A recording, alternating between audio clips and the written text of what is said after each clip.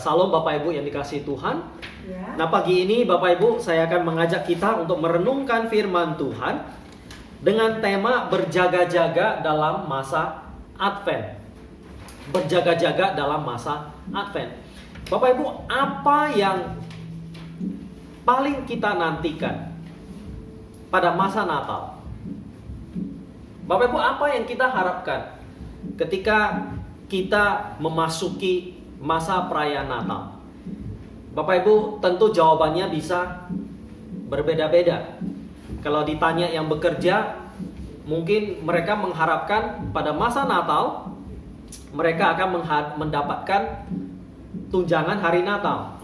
Ya, mendapatkan mungkin ada komisi tambahan, ya, hadiah, bingkisan dan sebagainya. Itu bagi mereka yang bekerja. Bapak Ibu, kalau bagi yang studi, yang sekolah, tentu mereka mengharapkan Natal itu liburan. Ya, bisa berlibur panjang dan sebagainya. Bapak Ibu, mungkin kalau bagi anak-anak ditanya apa yang mereka harapkan ketika Natal, apa yang mereka nantikan pada waktu Natal? Hadiah, kado. Bapak Ibu, saya masih ingat ketika saya masih kecil dulu, Ya. saya itu percaya sama yang namanya Sinterklas. Saya percaya kalau Sinterklas itu ada dulu waktu kecil. Jadi bagi saya Sinterklas itu adalah ya seorang yang baik, yang suka membagi-bagikan kado, hadiah. Jadi Bapak Ibu, waktu kecil itu saya diberitahu sama kakak sepupu saya. Jadi dia memberitahu saya, katanya pada beberapa minggu sebelum hari Natal, ya kamu itu bisa mendapatkan kado dari Sinterklas. Caranya bagaimana? Saya tanya. Oh, caranya begini. Kamu harus ngambil rumput, terus rumput itu kamu bersihkan, kemudian rumput itu kamu taruh di sepatu di bawah pohon Natal. Nah, kemudian kamu harus menulis di sebuah kertas hadiah apa yang kamu mau. Jadi Bapak Ibu, ketika saya mendengar itu, tentu namanya anak kecil, kita melihat film di televisi, ya kita mendengar dan menonton yang namanya Sinterklas itu kan suka bagi hadiah ya kepada semua anak-anak yang baik.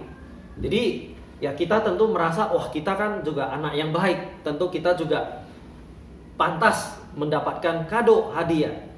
Jadi Bapak Ibu, saya ikuti apa yang sepupu saya katakan. Jadi Bapak Ibu, ketika pertama kali membuat hal seperti itu, wah semangat, senang sekali saya sama koko saya, sama abang saya waktu itu. Wah, jadi kami ambil rumput, taruh di sepatu, tulis kertas, Bapak Ibu, ya menuliskan apa yang kami mau, hadiah apa dan sebagainya.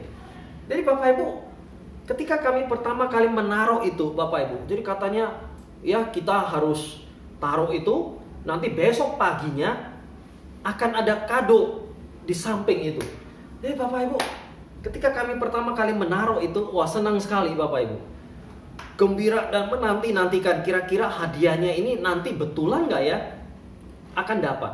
Jadi Bapak Ibu, ketika kami taruh, saya sama abang saya itu tidur. Besok paginya kami buru-buru bangun dan kemudian kami cepet-cepet turun Bapak Ibu ke bawah melihat tempat di mana pohon Natal itu ada. Dan kami melihat Bapak Ibu di bawah itu pohon Natal, tempat sepatu itu, kami melihat betulan Bapak Ibu ada kado. Ada kado. Wah, kami buka Bapak Ibu. Wah, senang sekali. Ya, saya masih ingat beberapa kali kami dapat itu, saya pernah dapat mobil mainan. Ya, saya pernah dapat, ya saya udah lupa, ada beberapa kali. Mobil mainan, pernah dapat gambar dan sebagainya. Makanan juga pernah. Tapi Bapak Ibu, belakangan Bapak Ibu saya baru sadar, rupanya ini semua hadiah itu sebetulnya bukan berasal dari Sinterklas sebetulnya. Ya, bukan berasal dari yang Sinterklas yang kita tahu, ya seorang bapak tua yang gendut, yang pakai baju merah, yang janggut itu. Jadi rupanya Bapak Ibu, belakangan saya baru tahu, setelah agak besar kemudian, setelah beberapa tahun, saya baru tahu rupanya hadiah itu selama ini itu berasal dari siapa? Hadiah itu rupanya berasal dari orang tua saya, dari papa dan mama saya. Saya baru tahu itu ketika pada satu kali ya kita minta hadiah terus dikasih satu keripik, dikasih roti Bapak Ibu, biskuit. Ya dikasih biskuit, ya sebetulnya nggak sesuai dengan permintaan. Jadi dikasih biskuit Bapak Ibu, nah kita ambil biskuit itu dan kemudian satu malam itu kita makan sama-sama biskuit ini sama ibu saya sama bapak saya. Jadi ketika makan biskuit itu, setelah kita buka dan kita makan, lalu ibu saya ketika makan biskuit ini, ibu saya ngomong begini. Ibu saya bilang, gak enak, lain kali jangan beli lagi lah. Rupanya dia nggak sadar Bapak Ibu. Dia ngomong, biskuitnya ini gak enak, lain kali jangan beli lagi. Loh, kami ngomong, jangan beli lagi, berarti ibu yang beli. Wah, ibu saya langsung senyum-senyum, ketawa Bapak Ibu. Nah, dari mulai saat itu Bapak Ibu, saya baru sadar, berarti rupanya selama ini ibu sama ayah saya yang menaruh kado itu, bukan dari Sinterklas yang asli. Nah Bapak Ibu, itu yang saya masih ingat pengalaman kecil saya, apa yang saya nantikan, apa yang saya harapkan ketika memasuki masa perayaan Natal. Nah jadi Bapak Ibu, apa yang kita nantikan dan apa yang kita harapkan ya ketika kita akan memasuki masa perayaan Natal. Bapak Ibu, di dalam tradisi gereja kita ada satu masa yang disebut dengan masa Advent. Ya, ada disebut dengan masa Advent. Dan Bapak Ibu, hari Minggu hari ini itu adalah Advent yang pertama. Hari Minggu Advent yang pertama. Jadi biasanya Bapak Ibu hari Minggu Advent itu dirayakan atau diperingati itu selama 4 hari Minggu sebelum hari Natal tanggal 25 Desember. Jadi makanya dimulai pada hari Minggu terakhir pada bulan November. Jadi Bapak Ibu, hari Minggu ini adalah hari Minggu Advent yang pertama. Nah, Advent itu artinya apa? Advent itu artinya adalah kedatangan. Jadi disebut Minggu Advent adalah minggu di mana orang-orang Kristen diharapkan, ya bukan diharuskan tapi diharapkan untuk mempersiapkan diri, ya atau untuk mempersiapkan hati ataupun apapun itu untuk menyambut kedatangan Tuhan Yesus. Ya. Jadi Advent itu adalah satu masa penantian, satu masa persiapan untuk mempersiapkan kedatangan Tuhan Yesus. Jadi Bapak Ibu, itu biasa dilakukan menjelang perayaan Natal tanggal 25 Desember. Tapi Bapak Ibu, kita tentu tahu dan kita tentu meyakini bahwa Yesus itu sudah lahir. Ya, Yesus sudah lahir. Jadi sebetulnya setiap hari Natal 25 Desember itu kita merayakan kelahiran Yesus Kristus. Dan Advent itu sebetulnya bukan lagi kita mempersiapkan kedatangan Yesus yang pertama karena dia sudah lahir. Tapi Advent itu juga mengingatkan kita. Ya, selain kita sibuk dengan perayaan Natal, tapi juga mempersiapkan kita untuk menyambut kedatangan Yesus yang kedua kali. Karena Yesus sudah lahir, maka kita punya pengharapan bahwa Yesus dia akan datang kedua kali dalam hidup kita. Kalau dia pertama kali hadir sebagai Tuhan dan Juru Selamat bagi kita, manusia yang berdosa, maka yang kedua kali dia akan datang. Dia akan datang sebagai Tuhan kita, ya sebagai penolong kita, sebagai hakim kita. Karena segala sesuatunya itu akan berakhir Bapak Ibu. Nah itu pengharapan kita, kedatangan Yesus yang kedua kali. Nah Bapak Ibu, ayat kita pada pagi ini, nah inilah juga berbicara tentang kedatangan Tuhan Yesus yang kedua kali, yaitu di dalam kitab Markus pasal yang ke-13 ayat 32 sampai 37. Nah pembacaan Minggu Advent kita yang pertama diambil dari Markus 13 ayat 32 sampai ayat 37 yang berbicara tentang kedatangan Anak Manusia, yaitu Yesus Kristus yang kedua kali. Saya akan bacakan buat kita Markus 13 ayat 32 sampai 37. Tetapi tentang hari atau saat itu tidak seorang pun yang tahu, malaikat-malaikat di surga tidak, dan anak pun tidak, hanya Bapa saja. Hati-hatilah dan berjaga-jagalah, sebab kamu tidak tahu bila manakah waktunya tiba. Dan halnya sama seperti seorang yang bepergian, yang meninggalkan rumahnya dan menyerahkan tanggung jawab kepada hamba-hambanya, masing-masing dengan tugas-tugasnya, dan memerintahkan menunggu pintu supaya berjaga-jaga. Karena itu berjaga-jagalah, sebab kamu tidak tahu bila manakah tuan rumah itu pulang, menjelang malam atau tengah malam atau larut malam atau pagi-pagi buta, supaya kalau ia tiba-tiba datang, jangan kamu didapatinya sedang tidur. Apa yang kukatakan kepada kamu, kukatakan kepada semua orang, berjaga-jagalah. Ya, berjaga-jagalah. Nah, Bapak Ibu, masa Advent itu adalah masa kita mempersiapkan diri kita untuk menyambut kedatangan Tuhan Yesus. Nah, Bapak Ibu, kedatangan Tuhan Yesus yang seperti apa? Kedatangan Tuhan Yesus yang kedua kali. Dan kedatangan Yesus yang kedua kali ini adalah waktu yang kita tidak tahu. Di ayat 32 tadi berkata, tidak ada seorang pun yang tahu. Malaikat di surga juga tidak, dan anak pun tidak, hanya Bapa saja. Jadi artinya Bapak Ibu, kedatangan Tuhan Yesus yang kedua itu adalah sesuatu yang tidak bisa kita perkirakan waktunya secara tepat, secara pasti. Ya. Tapi kita tahu, karena Yesus sudah lahir dan dia sudah pernah datang sebelumnya. Ketika dia mati di kayu salib, dia bangkit dan naik ke surga, dan kita percaya dia akan datang kembali. Dan Bapak Ibu, itulah kedatangan Yesus kedua yang sedang kita nanti-nantikan, yang sedang kita harap-harapkan Bapak Ibu. Nah Bapak Ibu, kedatangan Yesus yang kedua kali ini mau mengingatkan kita, mau menolong kita, ya, menyadarkan kita bahwa kita bukan sedang menentukan atau mau mencari kapan dia datang. Ya, kita bukan mau mencari kapan dia datang, tetapi kedatangan Yesus yang kedua, ayat ini menasihatkan bahwa ketika kita yakin dan percaya bahwa Yesus akan datang, bagaimana sikap kita untuk menyambut dan mempersiapkan kedatangan dia. Itu Bapak Ibu, berjaga-jaga. Nah itu nasihat yang Tuhan Yesus berikan kepada kita, berjaga-jaga. Bagaimana kita mempersiapkan kedatangan Tuhan Yesus? Berjaga-jaga. Berjaga-jaga Bapak Ibu, artinya apa? Bapak Ibu, Yesus menggunakan satu perumpamaan di sini. Ada satu cerita, yaitu ada seorang tuan yang meninggalkan rumahnya dan kemudian memberikan tanggung jawab kepada para hamba-hambanya untuk menjaga rumahnya itu. Ya, masing-masing diberikan tugas untuk berjaga-jaga. Jadi supaya ketika Tuhan itu pulang, kapanpun waktunya, kita tidak tahu. Sebab Tuhan itu bisa pulang menjelang malam, atau tengah malam, atau larut malam, atau pagi-pagi buta. Artinya kapan saja.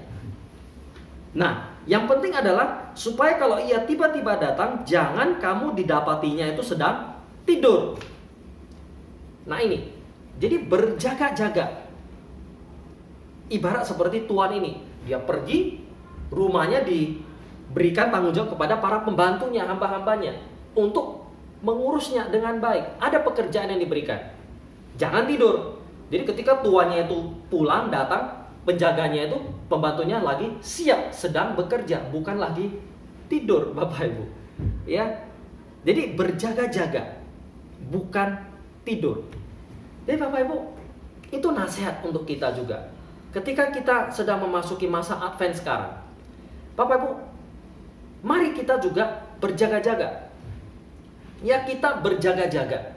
Artinya kita jangan menunggu saja tanpa melakukan apa-apa. Ya, berjaga-jaga itu lawan kata dari tidur tadi. Ya, kita tidur juga bisa dikatakan menunggu. Ya, kita menunggu sambil tidur. Kan ada ya, kita kadang seperti misalnya kalau kita menantikan, katakanlah menantikan subway, atau kadang kita menantikan pesawat di bandara, atau kita sedang menantikan antrian terkadang. Bapak Ibu, apa yang kita lakukan ketika kita menanti?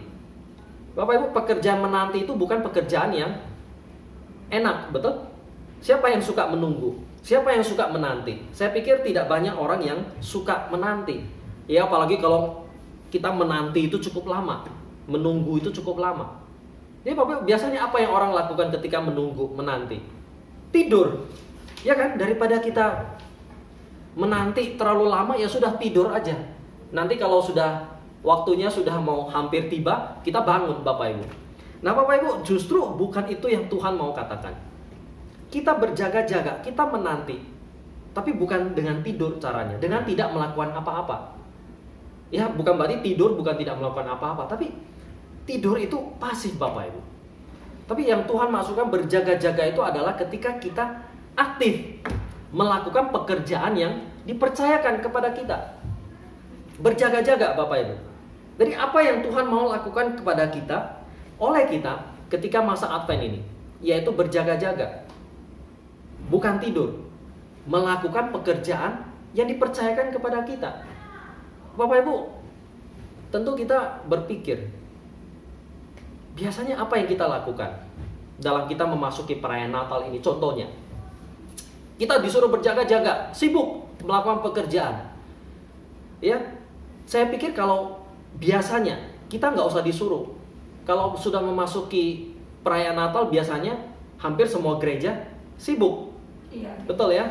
Kita mempersiapkan dekorasi, hiasan Natal, ya mempersiapkan kado, dan yang terutama kita mempersiapkan acara-acara.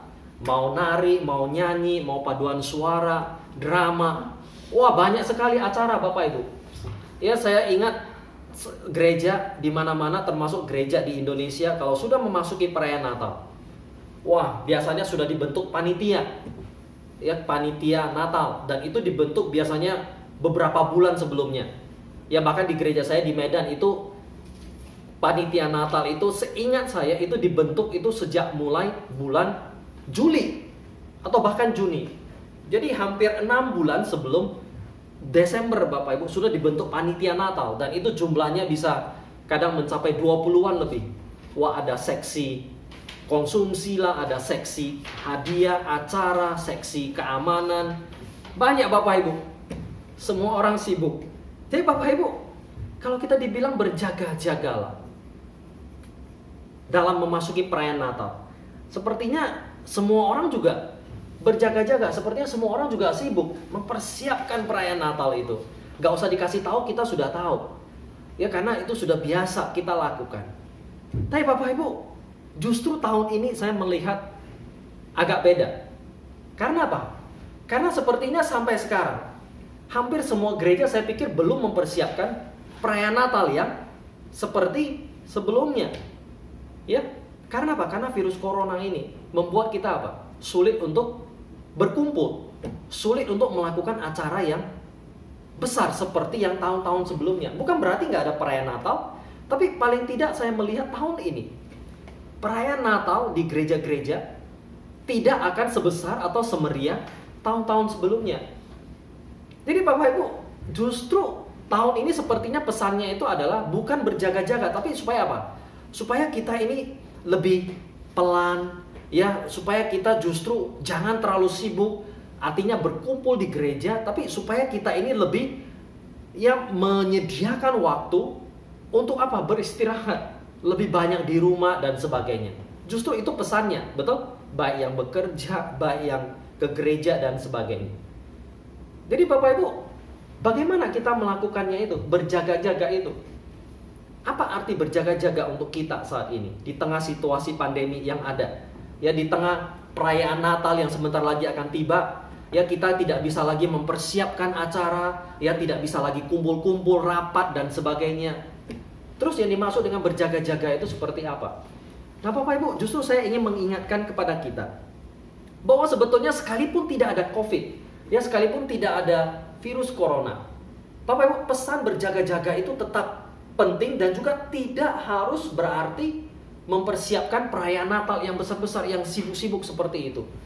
Ya Bapak Ibu, karena apa? Justru seringkali perayaan dan juga hal-hal kegiatan yang kita lakukan dalam perayaan Natal, kesibukan yang kita kerjakan itu, Bapak Ibu, itu justru bukan sesuatu yang amat sangat penting sebetulnya. Ya, kalau kita mau jujur akui.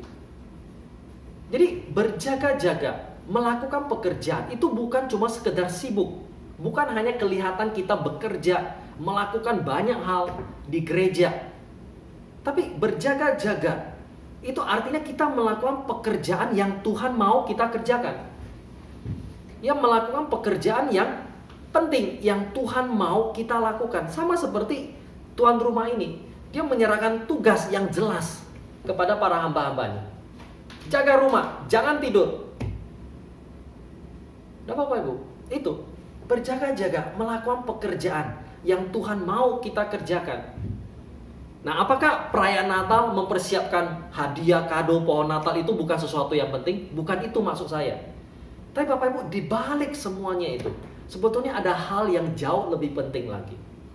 Karena seringkali justru ketika kita sibuk mempersiapkan acara Natal, ya Bapak Ibu, tidak jarang justru terjadi apa? Konflik. Ya, terjadi banyak keributan. Bapak Ibu, pernah satu kali satu gereja melakukan acara Natal, panitia Bapak Ibu mempersiapkan acara ini. Ya Bapak Ibu, justru ketika mereka mempersiapkan acara Natal ini terjadi konflik Bapak Ibu, terjadi keributan. Ya, semua orang saling berusaha memberikan ide yang paling baik Bapak Ibu. Setiap orang ingin kelihatan paling menonjol dan merasa diri paling benar. Harus ini, harus itu, tidak boleh ini, tidak boleh itu. Sampai akhirnya apa? Jadi ribut Bapak Ibu, konflik acaranya itu. Sekalipun acaranya itu berjalan, selesai dan sebagainya. Tapi Bapak Ibu, Natal yang seharusnya membawa damai. Tapi justru Bapak Ibu ketika mempersiapkan Natal, melewati acara Natal, tidak ada damai Bapak Ibu di antara para panitianya sendiri. Hanya setelah Natal itu selesai justru mereka menjadi bermusuhan Bapak Ibu, karena bertengkar, karena mempersiapkan acara saja, baju warna apa, acara mana yang lebih duluan, ya mau nyanyi lagu apa, Bapak Ibu, sampai ribut dan bertengkar Bapak Ibu. Ya Bapak Ibu, hati-hati ketika kita melakukan apa yang biasanya kita lakukan, apalagi di masa perayaan Natal ini.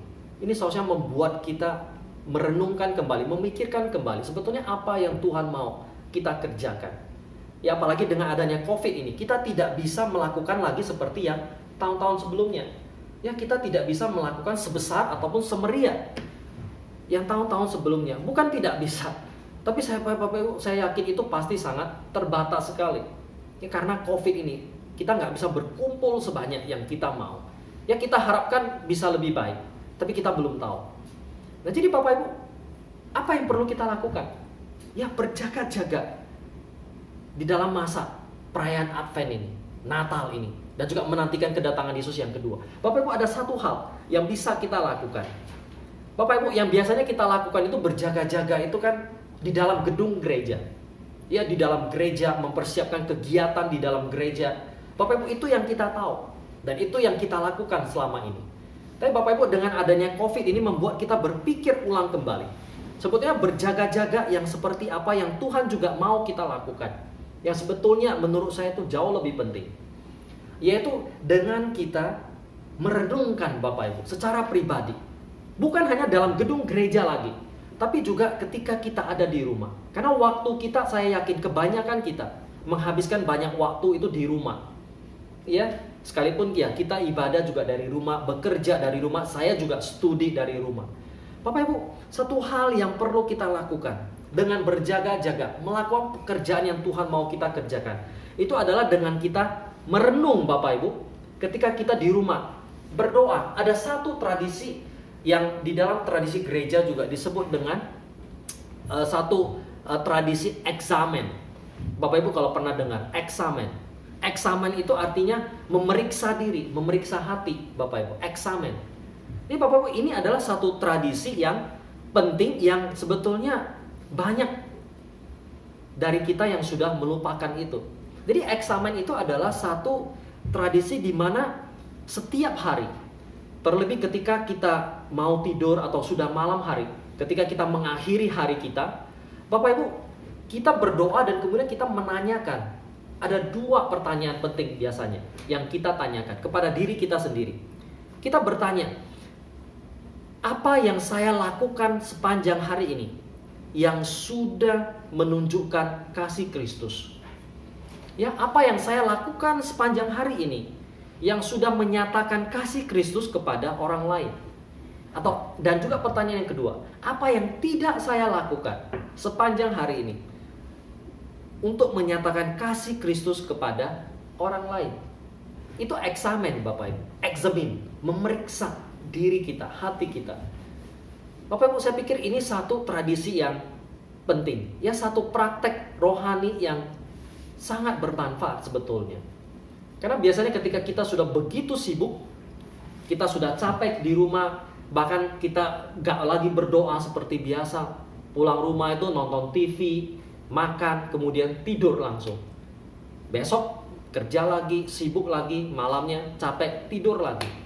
Tapi Bapak Ibu, dengan adanya waktu kita saat ini, ya, dengan tidak banyaknya aktivitas kita di luar sana, Bapak Ibu, saya pikir kita bisa mencoba melakukan eksamen ini, ya, yaitu pada waktu malam sebelum tidur. Mari kita berdoa, bukan lagi berdoa seperti biasa, tapi mari kita juga bertanya kepada diri kita sendiri, apa yang sudah saya lakukan sepanjang hari ini yang sudah menyatakan Kristus kepada orang lain? Atau apa yang tidak saya lakukan sepanjang hari ini yang tidak menyatakan Kristus kepada orang lain? Ya, apakah ada hal-hal yang sudah saya lakukan sepanjang hari ini yang memberkati orang lain? Atau ada hal-hal yang saya lakukan hari ini yang tidak memberkati orang lain juga? Bapak Ibu masih ingat minggu lalu, ya, saya khotbah tentang hidup menjadi berkat, Bapak Ibu. Ya, hidup menjadi berkat. Hidup menjadi berkat lewat apa? Lewat kehadiran kita, Bapak Ibu. Ya, lewat sentuhan kita, terutama untuk orang tua, anak, pasangan suami dan istri. Bapak Ibu, lewat kehadiran, lewat sentuhan kita. Lalu yang kedua, lewat perkataan kita, kata-kata yang membangun. Kita memberkati orang lewat kata-kata kita. Ya, lewat ucapan kita. Karena ucapan kita ini punya kuasa kepada anak-anak, kepada pasangan kita, kepada siapapun, Bapak Ibu. Kata-kata yang membangun, bukan yang menghancurkan. Ya, kata-kata yang menguatkan orang, bukan membinasakan orang. Lalu kata-kata yang ketiga, itu yang ketiga apa? Menjadi berkat lewat tindakan kita, pertolongan kita, Bapak Ibu. Menolong orang lain, menolong orang yang susah, ya, membantu orang-orang yang berkekurangan dan sebagainya. Bapak Ibu, itu satu praktek yang perlu kita ingat dan perlu terus kita renungkan, Bapak Ibu. Dan saya pikir itu sesuatu yang lebih penting. Kita bukan lagi hanya berjaga-jaga mempersiapkan Advent ini atau kedatangan Kristus, ya, dengan cara kita sibuk saja di dalam gereja, ya, dengan hanya sibuk dengan acara di dalam gedung gereja saja. Tapi Bapak Ibu, sekarang kita juga diingatkan, karena kita dibatasi untuk berkumpul di dalam gedung gereja, kita sekarang didorong, Bapak Ibu. Kita sekarang justru diajak, bahkan kita sekarang ditegur, Bapak Ibu, untuk kita juga berjaga-jaga dan melakukan aktivitas kita, kehidupan rohani kita di luar gedung gereja. Di mana? Di dalam rumah kita. Lewat eksamen itu, merenung dan berdoa, dan juga apa? Di dalam lingkungan sekitar kita, bersama dengan orang-orang yang ada di sekitar kita. Jadi Bapak Ibu, berjaga-jagalah melakukan pekerjaan yang Tuhan mau kita lakukan, yaitu apa? Menjadi berkat. Bukan hanya kita mengasihi Tuhan, ya, lewat doa kita, lewat pujian kita, tapi kita juga mengasihi sesama kita manusia, sama seperti kita mengasihi diri kita sendiri. Itu perintah yang utama, bukan? Ya, apa perintah yang utama bagi kita? The Great Commandment itu apa? Kasihilah Tuhan Allahmu dengan segenap hati, dengan segenap jiwamu. Di mana? Di mana saja. Bukan hanya dalam gedung gereja, tapi juga di rumah, dimanapun. Dan juga kasihilah sesamamu manusia seperti dirimu sendiri. Bapak Ibu, mari kita ingat perintah yang utama yang Tuhan berikan kepada kita. Mari kita berjaga-jaga di dalam hidup kita, ya, ketika kita menantikan masa Advent ini. Ketika kita mempersiapkan bukan lagi kelahiran Yesus yang pertama, tapi kita mempersiapkan kedatangan Tuhan Yesus yang kedua. Ya, supaya ketika Tuhan datang, kita didapati itu tidak tidur, Bapak Ibu. Tapi Tuhan mendapati kita itu sedang bekerja, melakukan pekerjaan yang Tuhan mau kita lakukan, yaitu mengasihi Dia dan juga mengasihi sesama, sama seperti kita mengasihi diri kita sendiri. Ya, Bapak Ibu. Bapak Ibu, ada seorang anak kecil. Dia satu kali sangat menantikan kedatangan neneknya. Ya, Dia sangat menantikan kedatangan neneknya, Bapak Ibu. Jadi sebelum neneknya itu datang, dia itu sudah mempersiapkan. Dia mempersiapkan buku-buku yang akan dia baca bersama dengan neneknya, ya. Kemudian dia mempersiapkan ada film-film atau acara-acara TV yang akan dia tonton bersama dengan neneknya juga. Kemudian dia juga membersihkan kamarnya. Jadi Bapak Ibu, hari sebelum neneknya itu tiba, anak ini dia menunggu gitu Bapak Ibu. Sampai kemudian neneknya itu tiba, ya ketika mobil yang membawa neneknya itu tiba di depan rumah, wah anak itu begitu senang. Ya anak itu begitu senang. Ya di luar, ya apa, neneknya masuk, wah dia berteriak, wah nenek sudah datang, nenek sudah datang. Dan ketika neneknya datang, langsung neneknya itu dibawa, mari nek, saya masuk, mari saya bawa masuk ke dalam kamar saya. Kamar saya sudah saya bersihkan. Ya Bapak Ibu, ini adalah satu hati yang penanti-nantian seorang anak kecil yang sangat menanti-nantikan kedatangan neneknya itu. Dan ketika sebelum neneknya datang, apa yang dia lakukan? Dia mempersiapkan semuanya ya untuk menyambut kedatangan neneknya itu. Ya apa yang akan dia lakukan bersama dengan neneknya dan apa yang terbaik yang mau dia berikan kepada neneknya itu. Dan Bapak Ibu, mari kita juga di dalam masa Advent ini, ketika kita mau menanti-nantikan kedatangan Tuhan Yesus, mari kita juga mempersiapkan kedatangan Dia. Ya. Mari kita juga mempersiapkan kelahiran Yesus Kristus. Dengan cara apa? Dengan melakukan pekerjaan yang Tuhan mau kita kerjakan. Ya, kita bertanggung jawab dengan tugas kita masing-masing. Sebagai ibu rumah tangga, ada yang bekerja sebagai karyawan, tetap lakukan pekerjaan itu tentu. Ya, kehidupan kita. Tapi jangan lupakan pekerjaan kita di dalam hal rohani kita. Ya, Tuhan mau kita juga menjaga rohani kita. Ada masa di mana kita juga memiliki waktu teduh bersama dengan Tuhan, apalagi sekarang ya di tengah situasi kita saat ini. Mari kita semakin mendekat dan rindu kepada Tuhan. Jadi dalam doa kita memeriksa hati dan pikiran kita. Ya Bapak Ibu, ada banyak hal, banyak waktu saya merenung ketika saya di rumah. Ya, saya merenung sekali. Apakah waktu saya di Korea ini, apa yang mau saya lakukan? Apakah ini sudah benar? Apakah ini sudah betul apa yang saya kerjakan, supaya selama hampir 2 tahun nanti saya di Korea ini, Bapak Ibu, waktunya itu tidak sia-sia. Itu yang senantiasa saya pikirkan Bapak Ibu. Ya apakah ini sudah benar? Apakah ini sudah betul? Apa yang mesti saya lakukan dengan baik? Apa yang mesti saya lakukan? Ya Bapak Ibu. Dan Bapak Ibu juga, mari kita berjaga-jaga dengan memperhatikan orang-orang di sekitar kita.